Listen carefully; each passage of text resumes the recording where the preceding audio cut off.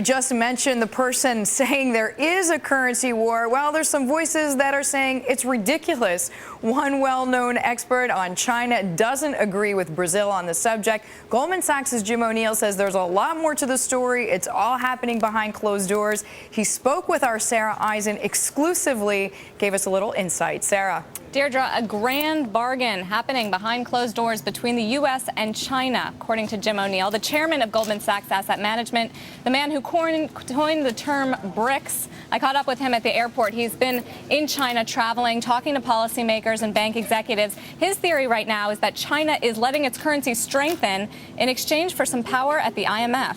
I think it's no fluke that the G20 finance ministers, it was announced there that the IMF had agreed a bigger share for China and the other BRICS, and that Europe would give up 2 seats at the IMF.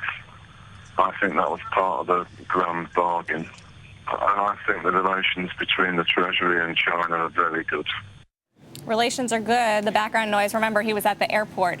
Treasury Secretary Tim Geithner, he claims, is working behind the scenes on this deal. And note, China has let the yuan rise to the strongest level since 1993 almost, and that happened just 4 days after the IMF approved a plan making China number 3 in power at the organization.